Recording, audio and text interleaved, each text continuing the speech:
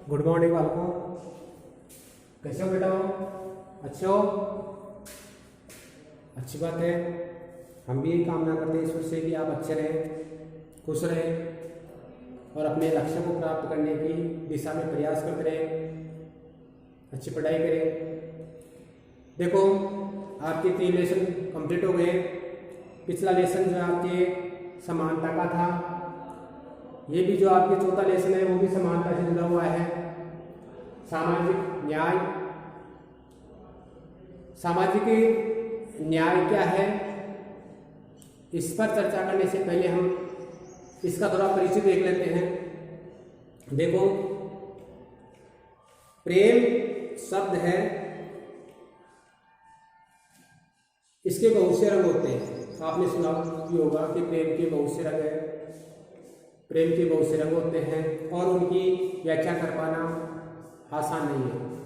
बहुत से रंग है तो उसकी व्याख्या यानी कि उसका अर्थ विस्तार करना, उसको समझाना आसान नहीं है, क्योंकि उसके बहुत से रंग होने का मतलब अलग अलग लोगों के आधार पर है। अपने अपने आधार पर लोग क्या करते हैं, उसका अर्थ निकालते हैं। फिर भी देखो, हम अपनी अंतर्दृष्टि से ये समझ लेते हैं कि प्रेम का क्या मतलब है। हम अपने आत्मा से प्रेम को समझ लेते हैं, अनुभव कर लेते हैं। आप अपने पिता को ये नहीं कह सकते कि पिताजी मैं आपको इतना प्रेम करता हूँ। पुत्र का पिता का प्रेम, माता का पुत्र का प्रेम, भाई का बहन के का प्रेम, है ना, दोस्तों का प्रेम, तो ये प्रेम के संबंध है। लेकिन आप अपने पिता को नहीं कह सकते कि पिताजी मैं इतना प्रेम करता हूँ, या पिताजी आपको नहीं कह सकते कि बेटा मैं अपने पुत्र से इतना प्रेम करता हूँ। माता पुत्र को नहीं बता सकती। केवल उसको हम क्या कर सकते हैं, अनुभव कर सकते हैं। हम अपनी अंतर आत्मा से अनुभव कर सकते हैं और समझ भी सकते हैं कि प्रेम क्या होता है। उसी तरह न्याय के बारे में भी हमारी एक सहानुभूत समझ होती है। न्याय के प्रति भी हमारी एक सहानुभूत समझ होती है। उस समझ से ही हम न्याय को समझ सकते हैं। हालांकि हो सकता है कि हम उसकी ठीक ठीक परिभाषा नहीं दे इसकी न्याय की, क्यों नहीं दे सकते? क्योंकि इसके भी अलग अनेक अर्थ हैं। लोग अपने अपने आधार पर, विचारक अपने अपने आधार पर न्याय की व्याख्या करते हैं, इसलिए इसकी हम ठीक परिभाषा नहीं दे सके। इस मायने में भी देखो, आपके न्याय बहुत हद तक है प्रेम जैसा है। परिभाषा की बात करें तो परिभाषा के मायने में भी, परिभाषा के अर्थ में भी न्याय बहुत हद तक है प्रेम जैसा है। क्यों? क्योंकि जिस प्रकार प्रेम के बहुत से रंग हैं, वैसे ही न्याय के भी बहुत से रंग हैं, न्याय के भी बहुत से अर्थ होते हैं। हर विचारक अपने अपने आधार पर क्या करता है, न्याय को व्यक्त करता है। अगर हमें प्रेम और न्याय इनके बारे में बात करें तो प्रेम और न्याय दोनों के ही समर्थन में भाव परवण्वय अनुक्रियाएं होती है। भाव परवण्वय अनुक्रियाएं पैदा होती है, यानी भाव संबंधी क्रियाएं पैदा होती है। किनमें? प्रेम के समर्थक हो चाहे न्याय के समर्थक हो, इनमें केवल क्रियाएं कैसी होती है, भाव रूप में होती है। इनको हम क्या कहते हैं, भाव परवण्वय अनुक्रियाएं कहते हैं, क्योंकि हम उनको अनुभव कर सकते हैं, प्रकट नहीं कर सकते। न्याय के बारे में किसी के साथ अन्याय हो रहा है तो हम ये कहते हैं कि देखो इसके साथ अन्याय हो रहा है। हम सोच सकते हैं उसको कि ये न्याय हो रहा है, अन्याय हो रहा है, उसके बारे में हम सोच सकते हैं, है ना। तो जैसे प्रेम को वैसे ही न्याय को कोई बुरा नहीं कह सकता और नहीं कहता है। प्रेम को जिस प्रकार कोई बुरा नहीं बता सकता, वैसे न्याय को बुरा नहीं कह सकता। आप भी समर्थन करेंगे कि हाँ न्याय होना चाहिए। आपके साथी के साथ में भी कोई किसी प्रकार का अन्याय होता है और हम कहते हैं तो आप ये कहते हो कि सर आपने गलत कहा है, इसके साथ ऐसा नहीं होना चाहिए, इसके साथ अन्याय होना चाहिए। ऐसा ही समाज में हर व्यक्ति ये चाहता है कि न्याय होना चाहिए। तो सब जो है आपके क्या चाहते हैं, न्याय चाहते हैं। तो इसी प्रकार जैसे आपके प्रेम न्याय को बुरा नहीं बताते, वैसे प्रेम को बुरा नहीं बताते, प्रेम को बुरा नहीं बताते, वैसे न्याय को भी कोई बुरा नहीं कहता है। प्रत्येक इंसान अपने लिए कुछ हद तक बाकियों के लिए भी न्याय चाहता है। जो भी बताया मैंने आपको कि आप भी जो है किसी बच्चे के साथ में, आपके साथी के साथ में हमें कोई व्यवहार करते हैं तो आपको अनुचित लगे तो आप ये सोचते हो या आप कह देते हो कि सर ऐसा नहीं, इसके साथ ऐसा नहीं करना चाहिए, या ऐसा मत करो, या इसको जो है ऐसे बात मत कहो, है ना। जैसे मान लो होमवर्क नहीं किया, हमने कहा बाहर बैठ जा, होमवर्क बाहर बैठ कर आप ये कहते हो सर इसको होमवर्क ये कर लाएगा, क्लास में बैठने तो आ जाए। तो ये इस प्रकार आप क्या चाहते हो, आप चाहते हो कि उसके साथ में जो है आपके क्या किया जाए, अन्याय नहीं होना चाहिए। कैसे कि पढ़ाई के मामले में अन्याय होता है, वो बाहर बैठ जाएगा और आप खुद के समान जो अवसर है प्राप्त करने का उससे वंचित हो जाएगा। तो आप चाहते हैं कि सभी को, तो इसी प्रकार समाज में भी सभी लोग ये चाहते हैं कि कुछ हद तक बाकी सभी के लिए क्या होना चाहिए, न्याय होना चाहिए। लेकिन प्रेम और न्याय में एक अंतर है, दोनों हर जगह समान नहीं है, एक अंतर भी है इनमें। क्या अंतर है कि प्रेम उन लोगों से हमारे रिश्ते होते हैं उनका एक पक्ष है, प्रेम उन लोगों से हमारे रिश्तों का पहलू है, किन लोगों से, जिनको हम जानते हैं, जो हम जिनसे हम प्रेम करते हैं, उनका एक पक्ष है ये। प्रेम तो हमारे खास लोगों का एक पक्ष है, पहलू है, जिनको हम अच्छी तरह क्या करते हैं, जानते हैं, और उन्हीं के प्रति हमारे अंदर प्रेम होता है। जबकि न्याय का जो संबंध होता है वो समाज के सभी लोगों से होता है, जिनको हम जानते हैं उनके साथ में भी, जिनको नहीं जानते उनके साथ में भी न्याय का संबंध होता है। अर्थात न्याय का जो संबंध है वो समाज में हमारे जीवन है और सार्वजनिक जो जीवन है उसको व्यवस्थित करने के तरीके और नीतियों से है कि सार्वजनिक जीवन को, सार्वजनिक सबका जीवन, संपूर्ण समाज का जीवन, हमारा जीवन, इसको व्यवस्थित करने वाले कौन से नियम होने चाहिए, कौन से तरीके होने चाहिए, उनसे न्याय का संबंध है। कहने का मतलब हुआ कि हम ये चाहते हैं कि जो भी नियम होगा वो समाज के हित में होगा, तो हम ये कहेंगे कि न्यायपूर्ण है, सरकार द्वारा बनाया गया वो कानून न्यायपूर्ण है। क्यों? क्योंकि इससे समाज का संचालन होता है, समाज में व्यवस्था होती है। और कोई कानून जो है आपके व्यवस्था के संचालन में बाधा उत्पन्न करता है तो वो कहते हैं कि नहीं ये तो न्यायपूर्ण है, इससे तो व्यवस्था में बाधा उत्पन्न होगी। तो न्याय का संबंध जो सरोकार होता है सभी लोगों से होता है, प्रेम का संबंध केवल उन लोगों से होता है जिनको हम पहचानते हैं, हमारी जो संबंधी है उन्हीं से होता है। तो ये एक अंतर होता है इसमें। देखो, जिनके द्वारा समाज के विभिन्न सदस्यों के बीच सामाजिक लाभ और सामाजिक कर्तव्यों का बंटवारा किया जाता है, तो नियमों और जो तरीके हैं आपके, उनका संबंध जो है आपके सार्वजनिक जीवन से भी होता है, हमारे जीवन से भी होता है, और उन सब सदस्यों से होता है जिनके बीच सामाजिक लाभ और सामाजिक कर्तव्यों का बंटवारा किया जाता है। तो इसका अर्थ मैंने अभी बताया कि ये संपूर्ण समाज से संबंधित हो गए नियम और रीतियाँ, अर्थात न्याय का संबंध संपूर्ण समाज से होता है, जो एक क्षेत्र में रहता है, एक राष्ट्र में रहता है, एक देश में रहता है, एक राज्य में रहता है, और जिसे के द्वारा जो है उसे समाज के जो सदस्य कार्य हैं और कर्तव्य हैं वो वितरित होते हैं। इसलिए न्याय का जो प्रश्न है वो राजनीति विज्ञान के लिए केंद्रीय बिंदु है, केंद्रीय महत्व का है, केंद्रीय चीज है, और इसी कारण न्याय को क्या किया गया, राजनीति विज्ञान के विषय में सम्मिलित किया गया है। अब बात आती है न्याय क्या है। तो न्याय का जो अर्थ मैंने लिख रखा आपके सामने, ये अर्थ बताने से पहले जो है इसके बारे में कुछ हम चर्चा करते हैं। न्याय के बारे में विभिन्न जो पक्ष है, विभिन्न पहलू है, विभिन्न विचारक है, उनके द्वारा कही गई बातों पर चर्चा करते हैं। तो देखो, अगर न्याय की बात करें तो तमाम संस्कृतियाँ, जैसे भारतीय संस्कृति हो, चीनी संस्कृति हो, पाश्चात्य संस्कृति हो, इन सभी संस्कृतियों ने क्या किया है, न्याय के बारे में जूझा है। सभी परंपराएं, जो रीति रिवाज आगे चल करके लंबे समय तक बने रहते हैं तो उसको परंपरा कहते हैं। तो सभी परंपराएं, सभी संस्कृतियां और सभी परंपराओं ने न्याय के प्रश्न पर क्या किया है, जूझा है। जूझने का मतलब है कि उसको समझने का, उसको बताने का, उसको प्रकट करने का, उसको समझाने का प्रयास किया है। तो कहने का मतलब न्याय पर प्राचीन समय से लेकर के आज तक जो है आपके क्या होता है, वाद विवाद, तर्क वितर्क होता रहा है कि किस चीज को न्याय माना जाए, किसको नहीं माना जाए। भले ही देखो उन्होंने इस अवधारणा की व्याख्या आपके भिन्न भिन्न तरीकों से की हो, तो आपके प्रश्नों से उलझे हैं, उलझने का मतलब उनके बारे में सोच विचार किया है, उनके बारे में तर्क वितर्क किया है कि न्याय क्या है, इन प्रश्नों पर तर्क वितर्क किया है। हालांकि ये तर्क वितर्क करके निष्कर्ष निकालने में अलग अलग विचारकों ने अलग अलग परिभाषा दी, अपने अपने आधार पर व्याख्या की।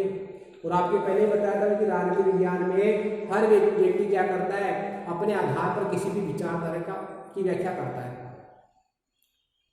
तो यहाँ पर जो आपके न्याय की भी अलग अलग विचारकों ने अपने अपने आधार पर व्याख्या की है। उदाहरण देखें तो उदाहरण के लिए देखो, प्राचीन भारतीय समाज, भारत का पुराना समाज प्राचीन समय न्याय धर्म के साथ जुड़ा था। भारत के प्राचीन समाज में धर्म को ही न्याय जो है आपके क्या मानता था, न्याय माना जाता था, यानी कि न्याय धर्म है, धर्म ही न्याय।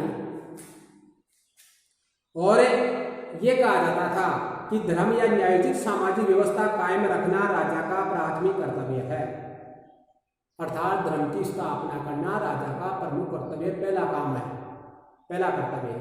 और धर्म क्या थी, न्याय। अब यहाँ पर धर्म का अर्थ है हिंदू, ईसाई, मुस्लिम, जैन आदि धर्मों से नहीं है।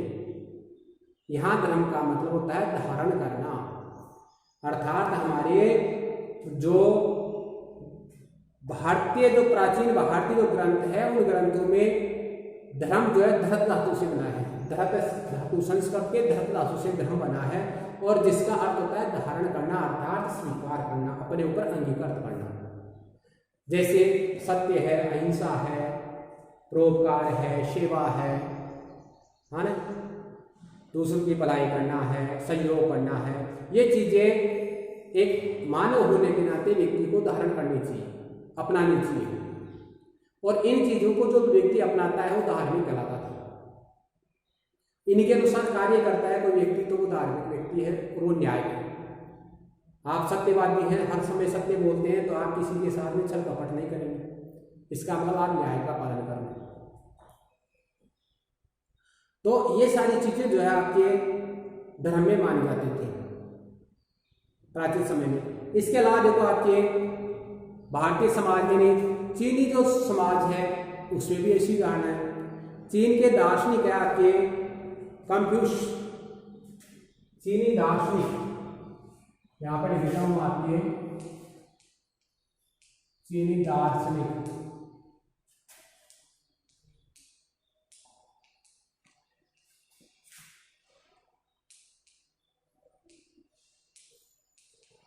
कन्फ्यूशियस, चीनी दार्शनिक कन्फ्यूशियस जो है उसने भी जो है आपके न्याय के बारे में लिखा है। क्या कहा है उसने कि गलत करने वाले को दंडित कर, गलत कार्य करने वाले को दंड देकर, गलत करने वाले को दंडित कर और बदले लोगों को पुरस्कृत करे, राजा को न्याय कायम करना चाहिए। अपराध करने वालों को दंड देना और अच्छा काम करने वाले यानी कर्तव्यपरायण जो लोग हैं उन लोगों को पुरस्कार दे करके राजा को क्या करना चाहिए, राज्य में न्याय स्थापित करना चाहिए, न्याय की स्थापना करना चाहिए। इसका मतलब न्याय के बारे में चीनी दार्शनिकों ने भी क्या किए हैं, अपने विचार लिखे हैं, विचार प्रकट किए हैं। 4वीं सदी ईस्वी पूर्व, ईसा के लगभग 400 जन्म पूर्व की बात करें, जन्म से 400 वर्ष पूर्व की बात करें, तो उस समय जो आपके यूनान के एथेंस नगर में, यूरोप महाद्वीप का देश है यूनान, नगर कौन सा है आपके, एथेंस, एथेंस स्पार्टा आपने पढ़ा होगा 9th क्लास में, एथेंस स्पार्टा इन नगरों के बारे में। तो आपके एथेंस जो है आपके प्रसिद्ध नगर था यूनान का, और इस प्रसिद्ध नगर में जो आपके राजनीतिक विचारक था एक सुकरात, जिसको उस समय के सभी लोग बहुत ही विवेकशील मानते थे, बुद्धिमान मानते थे। और सुकरात एक ऐसा व्यक्ति था जो अपने तर्क वितर्कों से हर व्यक्ति को कटघरे में खड़ा कर देता था, अर्थात निरुत्तर बना देता था। उसका सामना कोई नहीं कर सकता था, हर व्यक्ति को हरा देता था। और इसी कारण एथेंस के शासकों को नाराजगी हुई और उन्होंने सुकरात की हत्या करवा दी, मृत्युदंड दे दिया सुकरात को। तो सुकरात का शिष्य था प्लेटो। प्लेटो ने सुकरात के बाद में सुकरात के विचारों को लिखा और जिस पुस्तक में लिखा उस पुस्तक का नाम है द रिपब्लिक। पुस्तक का क्या नाम है? The Republic. ये राजनीति विज्ञान की सबसे प्राचीन पुस्तक मानी जाती है। लेखक कौन है? प्लेटो।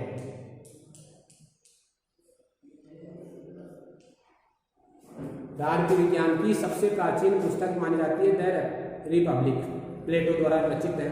इस पुस्तक में प्लेटो ने सुकरात और उसके दो साथी, युवा साथी है ग्लाउकोन और एडिमंड्स, ग्लाउकोन और एडिमंड्स, इनके साथ चर्चा को जो है बताया है।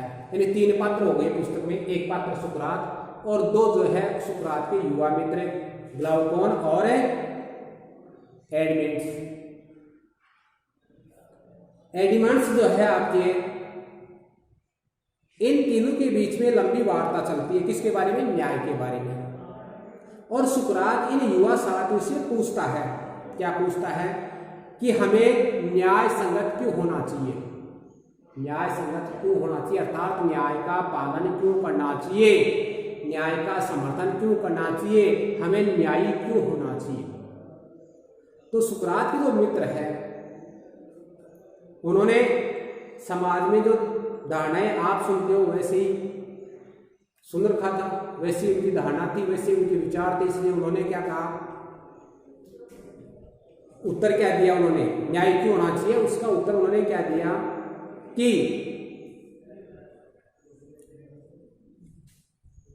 जो अन्यायी है वे न्यायी लोगों से ज्यादा सफल है, बेहतर स्थिति में, अच्छी स्थिति में। जो लोग अन्याय करते हैं वो न्याय करने वाले लोगों से अच्छी स्थिति में रहते हैं और बेहतर स्थिति में है, और झूठ धोखाधड़ी का सहारा लेते हैं। वे अक्सर उन लोगों से ज्यादा सफल होते हैं जो सच्चाई और न्याय के रास्ते पर चलते हैं। तो जो आपके अन्यायी है वो क्या होते हैं? न्यायी लोगों से अच्छी स्थिति में होते हैं, स्वार्थ पूर्ति करते हैं, कानून तोड़ते हैं, कर नहीं चुकाते हैं, धोखाधड़ी करते हैं, झूठ का सहारा लेते हैं। वे ज्यादा सफल होते हैं किनसे? न्यायी लोगों से, सच्चे लोगों से ज्यादा सफल हो जाते हैं। तो यहाँ पर सुकरात के मित्रों ने क्या उत्तर दिया कि जो अन्याय करने वाले, धोखाधड़ी करने वाले, स्वार्थ पूर्ति करने वाले, कानून को तोड़ने वाले, कर को नहीं चुकाने वाले, ऐसे जो लोग हैं जिनको हम अन्यायी कहते हैं वो ज्यादा सफल होते हैं किनकी बजाय? न्यायप्रिय लोगों की बजाय, न्याय का अनुसरण करने वाले लोगों की बजाय। यही बात उन्होंने समाज में देखी थी। आज आप भी देख सकते हैं इस बात को। आज भी अगर आप देखें तो आप देखेंगे, अगर आप लोगों से सुने तो भी आपको यही सुनने को मिलेगा।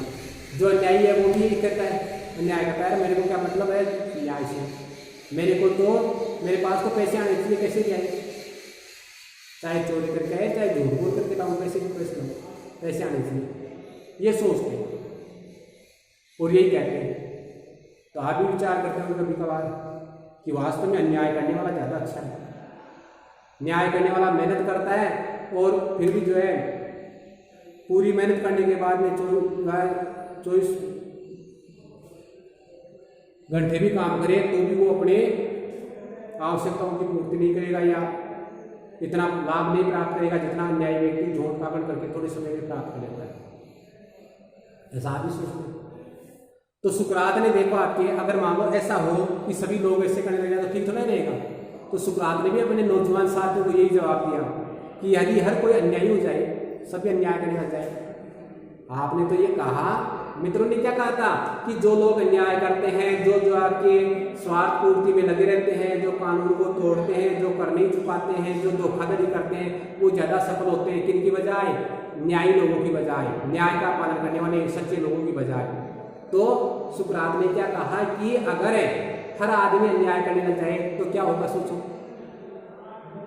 यदि हर आदमी स्वार्थ पूर्ति में लग जाए, कानून को खिलवाड़ करने लग जाए, कानून को मजाक बना दे, तो क्या होगा? क्या सभी को अन्याय से लाभ होगा? नहीं होगा। आप भी जानते हैं, सभी अन्याय करने लग जाए तो सभी को जो है अन्याय से लाभ नहीं होगा, और हो भी सकता है कि अन्याय करने से नुकसान भी उठाना पड़े, अन्याय से नुकसान भी उठाना पड़े। और ये भी है कि हमें सुरक्षित भी नहीं रह पाएंगे, किसी की भी सुरक्षा की कोई गारंटी नहीं होगी, और इससे ये भी संभव हो सकता है कि हमारे को नुकसान भी पहुंचे। तो दोनों ही बातें हो सकती है कि नुकसान भी पहुंचे और हमें सुरक्षित भी नहीं रहेंगे। इसलिए हर व्यक्ति दीर्घकालीन यानी लंबी सुरक्षा के लिए ये चाहता है कि कानून का पालन करे, कानून का पालन हो और न्यायी बने। कानून का पालन करेगा वो न्यायी होगा। तो सुकरात कहते हैं कि हमें न्याय के अर्थ को स्पष्ट रूप से समझने की जरूरत है, अन्याय करने की जरूरत नहीं है, न्याय के अर्थ को स्पष्ट रूप से समझने की जरूरत है, ताकि हमें ये देख सके कि न्याय संगत होना क्यों महत्वपूर्ण है। तो आपकी समझ में आई होगी बात, न्याय क्यों होना क्यों महत्वपूर्ण है, ताकि हम सुरक्षित रह सके और समाज में व्यवस्था बनी रहे, सबको फायदा होता रहे। अगर हम अन्याय करने लग जाएंगे तो कुछ लोगों को फायदा होगा, बाकी को नहीं रहेगा, अव्यवस्था फैल जाएगी, कोई अपने आप को सुरक्षित महसूस नहीं करेगा। इसलिए न्यायी बनना, न्याय का अनुसरण करना और कानून का पालन करना जरूरी है। और यही बात सुकरात ने भी कही, क्योंकि तमाम लोगों में न्याय में ही तमाम लोगों की भलाई निहित होती है। सुकरात ने क्या बताया कि न्याय का मतलब इतना ही नहीं है कि अपने मित्र का भला करना और शत्रु का बुरा करना न्याय नहीं, न्याय में वह सब सम्मिलित है जो भलाई में निहित है, अर्थात न्याय में वह सब सम्मिलित है जिनसे लोगों की भलाई हो। तो लोगों का भला होने वाला, अच्छा होने वाली हर चीज क्या है? न्याय संगत है। तो हमें ये नहीं सोचना चाहिए कि अपना शत्रु है, इसको नुकसान पहुंचा दिया, और ये अपना मित्र है, इसको फायदा पहुंचाओ, वो न्याय नहीं है। न्याय यही है कि मित्र है या शत्रु है, सबकी भलाई होने वाला कार्य होना चाहिए। तो न्याय में क्या अर्थ हुआ न्याय का? कि न्याय में जो है आपके तमाम लोगों की भलाई निहित होती है, न्याय में सभी लोगों की भलाई निहित होती है। उसी तरह न्याय संगत शासक हो या न्याय संगत सरकार हो, जनता की भलाई की चिंता करनी चाहिए। जैसे एक डॉक्टर है और एक डॉक्टर अपने सभी मरीजों की चिंता करता है कि सभी मरीज ठीक हो। सुकरात भी कहता है कि जिस प्रकार डॉक्टर अपने मरीजों की चिंता करता है, वैसे ही एक अपने सभी लोगों की चिंता करनी चाहिए। किसके संबंध में? जनता की भलाई के, उनकी भलाई के संबंध में। अर्थात कहने का मतलब यह है कि एक राजा को या सरकार को यह देखना चाहिए कि कौन से कानूनों से देश की जनता की भलाई होगी, कौन से नियम, कौन से तरीके उनके हित में होंगे। तो ऐसे नियम, ऐसे तरीके जो जनता के हित में है, वो ही राजा को बनाने चाहिए, उन्हीं को लागू करना चाहिए। अर्थात राजा को यह सुनिश्चित करना चाहिए कि प्रत्येक व्यक्ति का वाजिब हिस्सा उसको मिल सके। इस प्रकार न्याय में प्रत्येक व्यक्ति का वाजिब हिस्सा देना शामिल है। न्याय में क्या शामिल है? हर व्यक्ति को उसका वाजिब हिस्सा मिले। वाजिब यानी वो जो चाहता है, उसके लिए जो जरूरी है वो हिस्सा सम्मत है। इस आधार पर अगर न्याय का हम अर्थ देखें तो यहाँ पूरी बात समझने के बाद में हम देखते हैं कि न्याय का क्या अर्थ होता है। प्रत्येक व्यक्ति को उसका प्राप्य देना ही न्याय है प्लेटो के अनुसार। अर्थात हर व्यक्ति को उसका वाजिब हिस्सा, प्राप्य का मतलब वो क्या प्राप्त करना चाहता है, जो प्राप्त करना चाहता है वो उसे मिल जाए, न्याय है। वाजिब यानी उसका क्या हक है, उसका क्या हक है, वो हक देना न्याय है। न्याय में सभी लोगों की भलाई नहीं होती है। ये भी नहीं है कि हक को दे दिया लेकिन उस हक से नुकसान हो रहा, हक दे दिया लेकिन हक से नुकसान हो रहा है तो वो नहीं आएगा।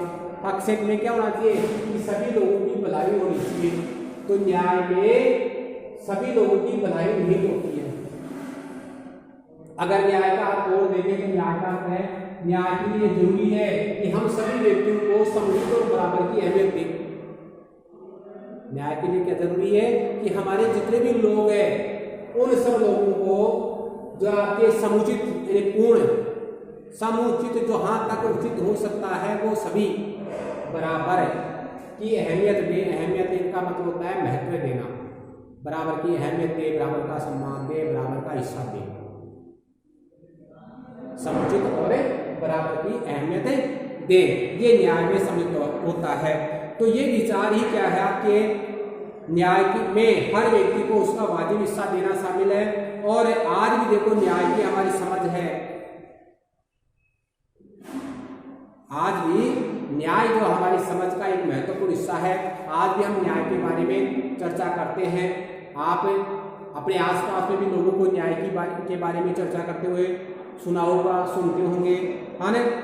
बहरहाल अंतर यही है कि प्लेटो के जमाने का जो न्याय था, प्लेटो के जमाने की न्याय की समझ थी और आज की जो न्याय की समझ है उसमें बदलाव जरूर आया है, अंतर जरूर हुआ है।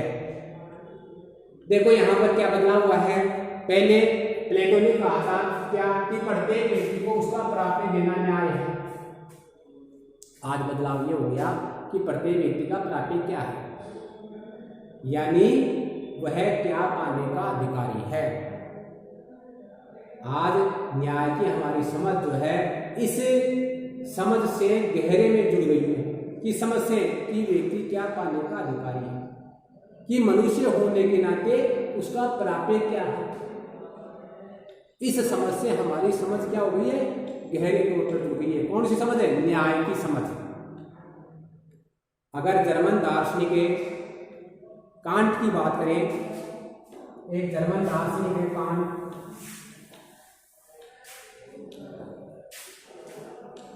जर्मन दार्शनिक कांट। हालांकि कांट का पूरा नाम एमेनुअल कांट है, एमेनुअल कांट है। उसके अनुसार हर मनुष्य की गरिमा होती है। कांट का क्या कहना है? कांट का क्या कहना है कि हर मनुष्य की गरिमा होती है, हर मनुष्य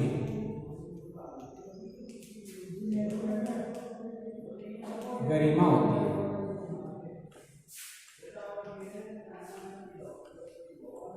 हर मनुष्य की गरिमा होती है, सम्मान होता है, हर मनुष्य सम्मान चाहता है। अगर सभी व्यक्तियों की गरिमा स्वीकृत की जाए और सभी की क्या हो जाए, सभी की गरिमा को स्वीकृत कर लिया जाए,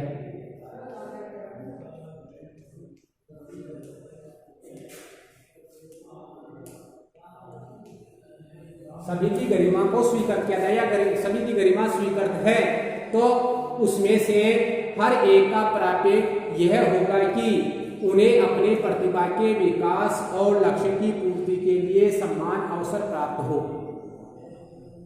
तो आपके एमेनुअल कांट के विचार है कि हर व्यक्ति की गरिमा होती है और अगर हम हर व्यक्ति की गरिमा को समान समझे, समान रूप से स्वीकृति दे, हर व्यक्ति की गरिमा को स्वीकृति दे, तो हर व्यक्ति का प्राप्य क्या होगा, वो प्राप्य जो है कांट ने बताया है क्या होगा। हर व्यक्ति का प्राप्य होगा कि उन्हें अपनी प्रतिभा का विकास करने और लक्ष्य की पूर्ति के लिए अवसर प्राप्त होने चाहिए। तो हर व्यक्ति का प्राप्य क्या होगा कि हर व्यक्ति को अपनी प्रतिभा, अपने अंदर छिपी हुई जो प्रतिभा है, कौशल है, उसका विकास करने और अपना जो लक्ष्य निर्धारित है उस लक्ष्य को प्राप्त करने का अवसर मिलना चाहिए। तो इस प्रकार न्याय के लिए जरूरी है, न्याय के लिए क्या जरूरी है कि सभी मनुष्यों, तमाम व्यक्तियों को समुचित और बराबर की अहमियत हो। तमाम व्यक्तियों को समुचित और बराबर की क्या मिलनी चाहिए, अहमियत मिलनी चाहिए, बराबर का हक मिलना चाहिए, बराबर का सम्मान मिलना चाहिए, बराबर का दर्जा मिलना चाहिए। अब बात आती है आपके सम्मान, लोगों के प्रति सम्मान बर्ताव की। सम्मान, लोगों के प्रति सम्मान बर्ताव।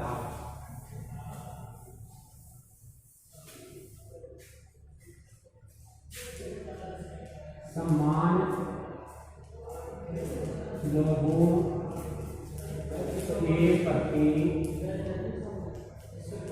सम्मान बर्ताव। सम्मान लोगों के प्रति सम्मान बर्ताव की जो बात है वो आपके आती है। अब देखिए आपके यहाँ पर है कि सम्मान लोगों के प्रति सम्मान बर्ताव में क्या निहित है। तो देखो आपके आधुनिक जो समाज है उसमें तमाम लोगों को समान महत्व देने के बारे में आम सहमति है। हम सब जानते हैं, हम सब मानते हैं कि सभी लोगों को क्या होना चाहिए, बराबर की अहमियत मिलनी चाहिए, बराबर का महत्व दिया जाना चाहिए। लेकिन ये निर्णय करना आसान नहीं है क्या कि हर व्यक्ति को उसका प्राप्य कैसे दिया जाए। जैसे अभी कांट ने कहा कि अगर सभी व्यक्तियों की गरिमा है, सभी व्यक्तियों की गरिमा को स्वीकार किया जाता है, तो उसमें प्रत्येक व्यक्ति की प्रतिभा का विकास और लक्ष्य की पूर्ति के लिए अवसर प्राप्त होने चाहिए। तो प्रत्येक व्यक्ति की प्रतिभा का विकास और लक्ष्य की पूर्ति ही प्राप्य हो गया वहां पर। इस संबंध में किस संबंध में कि प्रत्येक व्यक्ति का प्राप्य कैसे दिया जाए, कैसे दिया जाए। कई जो सिद्धांतकार है उन्होंने सिद्धांत पेश किए हैं। उन सिद्धांतों में से एक सिद्धांत है आपके समकक्षों के साथ सम्मान बर्ताव, अर्थात समान लोगों के साथ सम्मान बर्ताव। समकक्ष भी कहते हैं वो समकक्ष, समान कक्ष वाले समकक्ष लोगों के साथ सम्मान बर्ताव, ये सिद्धांत है। इस सिद्धांत में माना जाता है कि मनुष्य होने के नाते सभी व्यक्तियों के कुछ समान चारित्रिक विशेषताएं होती हैं। हम सब मनुष्य हैं, मनुष्य होने के नाते हमारे अंदर कुछ समान चरित्र की समानताएं होती हैं, चारित्रिक समानताएं होती है। और चारित्रिक समानताएं होती है तो इसलिए हम सब क्या है, आपके समान अधिकार प्राप्त करने के हकदार हैं। किसके अधिकार हैं? अधिकारी है सम्मान अधिकार और सम्मान बर्ताव यानी व्यवहार करने के अधिकारी हैं। अर्थात कहने का मतलब ये हुआ कि अगर सभी लोगों की चारित्रिक विशेषताएं समान होती है और ये समान होती है तो सभी लोगों के साथ को समान अधिकार दिया जाना चाहिए और शासन द्वारा सभी के साथ समान बर्ताव किया जाना चाहिए। आज देखो अधिकांश जो उदारवादी लोकतांत्रिक देश हैं उन देशों ने इसी बात को ध्यान में रखते हुए अपने नागरिकों को अधिकार दिए हैं। क्या दिए हैं? कुछ महत्वपूर्ण अधिकार दिए हैं। कौन कौन से अधिकार? जीवन जीने का अधिकार, स्वतंत्रता का अधिकार, संपत्ति का अधिकार, ये नागरिक अधिकारों में आते हैं। तो इस प्रकार के नागरिक अधिकार प्रत्येक संविधान जो है वो देता है। कौन से देशों में? लोकतांत्रिक देशों में, जहाँ पर लोकतांत्रिक शासन व्यवस्थाएं हैं। इसके अलावा देखो आपके समान अवसरों का उपभोग करने का अधिकार भी जो दिया जाता है, तो समान अवसरों का उपभोग करने का अधिकार सामाजिक अधिकारों में आता है। तो एक सामाजिक अधिकार भी आपसे पूछा जा सकता है कि किन्हीं दो नागरिक अधिकारों के नाम बताइए। सामाजिक अधिकार क्या है? तो सभी सदस्यों को समान अवसर उपलब्ध कराना, समान अवसरों का उपभोग करने का अवसर देना सामाजिक अधिकारों में आता है। इसके अलावा राजनीतिक अधिकार भी, जो व्यक्ति को राज्य के कार्य में भागीदार बनाते हैं, राज्य की प्रक्रियाओं में भागीदार बनाते हैं। राजनीतिक अधिकार कौन से हैं? मत देने का, संगठन बनाने का, निर्वाचित होने का, निर्णय प्रक्रिया में भागीदार बनने का, ये अधिकार जो है आपके क्या है? राजनीतिक अधिकार है, जो हमें क्या करते हैं? राजनीतिक व्यवस्था में भागीदार बनाते हैं। समान अधिकारों के अलावा देखो आपके समकक्षों के साथ है समान बर्ताव के सिद्धांत के लिए ये जरूरी है कि जो लोग हैं उन लोगों के साथ वर्ग, जाति, धर्म, नस्ल आदि के आधार पर भेदभाव नहीं होना चाहिए। समकक्षों में जो समान पक्ष के हैं, समान आपके चारित्रिक विशेषता वाले हैं, तो उनके साथ में किसी प्रकार का कोई भेदभाव नहीं होना चाहिए। किसके आधार पर? जाति, धर्म, लिंग, जन्म स्थान आदि के आधार पर भेदभाव नहीं होना चाहिए। और उनके लिए उनके जो कार्य हैं, उनके कार्यकलाप हैं, उनके आधार पर उनको जांचा जाना चाहिए। ये नहीं कि हम जाति का है, नहीं, कौन सा काम कर रहा है, डॉक्टर का काम कर रहा है, डॉक्टर है तो डॉक्टर के आधार पर, वकील है तो वकील के आधार पर, मजदूर है तो मजदूर के आधार पर उनको आंका जाना चाहिए। इस आधार पर नहीं ये डॉक्टर साहब है, ये तो अछूत जाति के हैं इसलिए उनको नीचे का दर्जा दिया जाए, नहीं। उनको वेतन कम दिया जाए, नहीं। उनके साथ में अन्याय किया जाए, नहीं। उनको किसके आधार पर आंका जाना चाहिए? उसके कार्य के आधार पर आंका जाना चाहिए। इस आधार पर नहीं आंका जाना चाहिए कि वे किस समुदाय के हैं, तो मैंने बता दिया आपको। इसलिए अगर विभिन्न जातियों के दो व्यक्ति एक ही काम करते हैं, चाहे वो पत्थर तोड़ने का हो, जो भी बताया मैंने, चाहे वो डॉक्टरी का हो, चाहे पिज्जा बांटने का हो, चाहे आपके सामान जो है आपके पत्थर तोड़ने, पिज्जा बांटने और इसके अलावा शिक्षक का अन्य कोई भी कार्य हो, दो जातियों के लोग हैं या दो समुदायों के लोग हैं, तो उनका जो पारिश्रमिक है वो समान होना चाहिए, वेतन समान होना चाहिए। कार्य के बदले मिलने वाली मजदूरी है उनकी वो क्या होनी चाहिए? समान होनी चाहिए। जाति के आधार पर नहीं बांटती, जाति धर्म है लिंग आदि के आधार पर उसमें अंतर नहीं किया जाना चाहिए। यदि किसी काम के लिए एक व्यक्ति को 100 रुपये दिए जा रहे हैं, दूसरे व्यक्ति को 75 रुपये मिल रहे हैं, सिर्फ इसलिए मिल रहे हैं क्योंकि वे भिन्न जाति के हैं, तो ऐसा व्यवहार आपके क्या कहलाएगा? समान लोगों के साथ समान बर्ताव वाला व्यवहार नहीं कहलाएगा, वो अन्याय कहलाएगा, अनुचित होगा। इस तरह देखो आपके एक स्कूल में पुरुष शिक्षक और महिला शिक्षक को जो है आपके असमान वेतन मिलता है, अर्थात महिला शिक्षक से पुरुष शिक्षक को ज्यादा वेतन मिलता है, तो ये भी जो है आपके नाजायज फर्क है, गलत है और ऐसा नहीं होना चाहिए। और आप भी इसका क्या करेंगे? विरोध करेंगे। आप भी नहीं चाहेंगे ऐसा होना चाहिए, आप भी इसका विरोध करेंगे, आप भी नहीं चाहेंगे ऐसा होना चाहिए। तो ये थे आपकी न्याय संबंधी जो आपके पहला सिद्धांत आपके समान लोगों के प्रति समान बर्ताव का। इसके बाद में आपके समानुपातिक न्याय है, जिसके बारे में हम अगले जो है आपकी कालांश में चर्चा करेंगे।